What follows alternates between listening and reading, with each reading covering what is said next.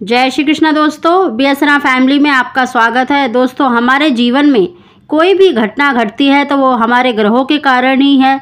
जब हमारे लग्न में यानी हमारी कुंडली में लग्न में राहु होता है और राहु के कारण सूर्य और चंद्रमा प्रभावित होते हैं यानी वो कमज़ोर होते हैं। जब राहु उनको पीड़ित करता है तो इस तरह के विकार उत्पन्न कर देता है कि हम पर ऊपरी हवा विहार, नज़र, तंत्र मंत्र इस तरह की चीज़ों का प्रभाव बहुत जल्दी हो जाता है। दोस्तों, काले जादू का, तंत्र मंत्र का, ऊपरी हवा विहार का मुख्य कारक राहु माना जाता है। देखिए, बहुत से लोग इन बातों को नहीं मानते, लेकिन हमारे जीवन में जो भी घटना घटती है वो ग्रहों के कारण ही घटती है। दोस्तों, ग्रहों के कारण ही ऐसे दोष लग जाते हैं जिसके कारण हमें संतान प्राप्ति में, किसी भी कार्य में बाधा अवश्य ही आती है। दोस्तों, आज मैं उसी की जानकारी दे रही हूँ कि अगर आपको देखिए किसी तरह का दोष है, अगर आपको संतान नहीं हो रही और आपको बार बार मिसकैरेज हो जाता है, गर्भपात होता है, तो आपको इस उपाय को अवश्य ही करना चाहिए।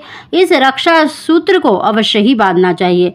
दोस्तों, अगर अभी तक जो पहली बार मेरी वीडियो को सुन रहे होते हैं, जिन्होंने अभी तक मेरा चैनल सब्सक्राइब नहीं किया तो सब्सक्राइब अवश्य ही कर ले, ताकि जब भी मैं नई वीडियो डालती हूँ तो सबसे पहले आप तक पहुँच सके। दोस्तों, ये बहुत ही सरल और अचूक उपाय है। दोस्तों, इस उपाय को आप किसी भी दिन कर सकते हैं, लेकिन अगर आप मंगलवार या शनिवार के दिन करते हैं तो बहुत ही श्रेष्ठ माना जाता है, क्योंकि ये रक्षा सूत्र है और इस रक्षा सूत्र को आपको मंगलवार या शनिवार के दिन हनुमान जी के आगे ही बनाना है।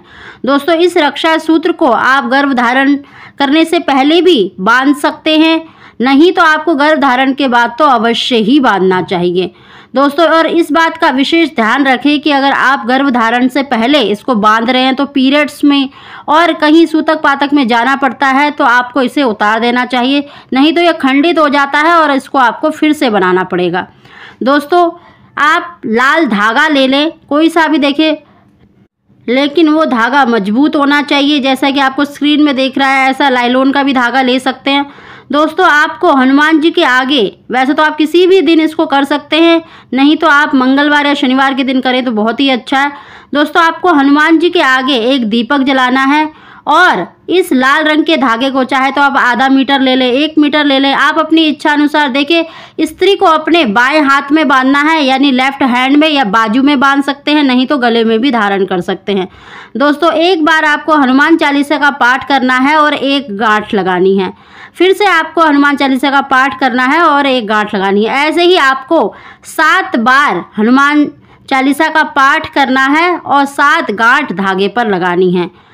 पाठ करने के बाद आपको 7 गांठों पर हनुमान जी के चरणों का जो सिंदूर होता है उसे लगा देना है और आप इसे अपने बाएं हाथ में बांध सकते हैं या फिर अपने गले में भी धारण कर सकते हैं।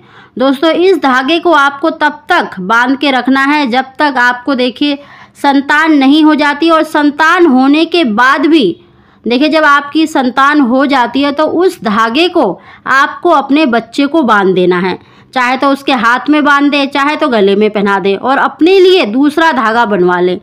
दोस्तों, कम से कम 18 महीने तक इसको बांध के रखना है, जब तक कि आपका बच्चा 1.5 साल का नहीं हो जाता।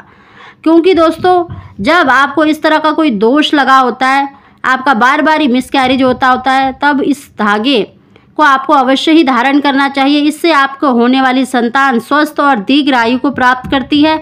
और देखिए, जिनको गर्भधारण नहीं हो रहा या जिनकी कोख बंधी हुई है या किसी तरह का दोष लगा है तो उसके कारण भी देखिए संतान प्राप्ति में रुकावट आती है। दोस्तों, ये मामूली सा दिखने वाला रक्षा सूत्र आपको हर तरह के नज़र दोष से, कैसा भी किया कराया हो, सभी से दूर रखता है, क्योंकि हनुमान जी इतने बलशाली अष्टनिधि के दाता कहलाते हैं। उनके अधीन देखिए सभी तरह के तंत्र मंत्र सभी उन्हीं के अधीन होते हैं। वो हर तरह से आपकी रक्षा करते हैं, सभी ग्रह दोष भी आपके दूर हो जाते हैं। दोस्तों, कोशिश करें कि इस धागे को आप गर्भधारण के बाद ही धारण करें, क्योंकि देखिए दोस्तों, गर्भधारण होते जैसे आप कंसीव कर लेते हैं, गर्भधारण हो जाता है तो आप किसी भी दिन, अच्छे दिन में, मंगलवार या शनिवार के दिन इस रक्षा सूत्र को अपने बाएं हाथ में जरूर बांधें और बांध के ही रखें। और जब आपका बच्चा जन्म ले लेता है, इस दुनिया में आ जाता है, तो उस धागे को आपको अपने बच्चे को पहना देना है ताकि हनुमान जी उसकी भी रक्षा करें।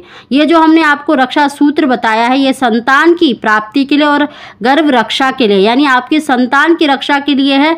तो आप उससे अपने बच्चे को पहना दें और अपने लिए दूसरा धागा बनवा लें। दोस्तों, ये बहुत ही सरल और बहुत ही अचूक आजमाया उपाय है। इससे बहुतों को लाभ हुआ है, तो आप भी इसको ज़रूर करके देखें। और देखिए, अगर आप गर्भ धारण करने से पहले इस रक्षा सूत्र को बांध रहे हैं तो पीरियड्स में या सूतक पातक का जब हो तो उसे उतार दें और फिर बाद में दोबारा धारण कर लें। दोस्तों, ये बहुत ही अचूक और आजमाया हुआ उपाय है, आप इसको ज़रूर करके देखिएगा, आपको निश्चित ही लाभ मिलेगा।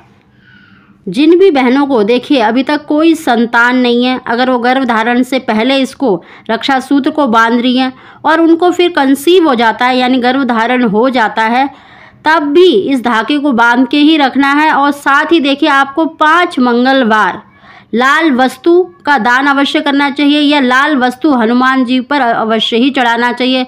चाहे तो आप लाल फल या मसूर की दाल, कोई भी चीज़ आप जरूर हनुमान जी पर 5 मंगलवार तो अवश्य ही चढ़ाएं। दोस्तों, इस तरह से अगर आप करते हैं तो कैसा भी किया कराया होगा, कैसा भी दोष होगा, वो अवश्य ही दूर होगा और आपको संतान की प्राप्ति अवश्य ही होगी और आपकी होने वाली संतान स्वस्थ और दीर्घ आयु को अवश्य ही प्राप्त करेगी। दोस्तों, जिन भी बहनों को देखिए अभी तक कोई संतान नहीं है या जिनको बार बार ही गर्भपात होता है, गर्भ धारण नहीं हो पाता, यानी गर्भ रह जाता है लेकिन कुछ समय बाद गर्भपात हो जाता है, मिसकैरेज हो जाता है, तो उन बहनों को ये उपाय अवश्य ही करना चाहिए और देखना आपको निश्चित ही लाभ मिलेगा। ये बहुत ही प्रभावशाली और आजमाया हुआ उपाय है। दोस्तों, अगर आपको हमारी जानकारी वीडियो पसंद आई हो तो इसको लाइक अवश्य ही करें। आप सभी को जय श्री कृष्णा।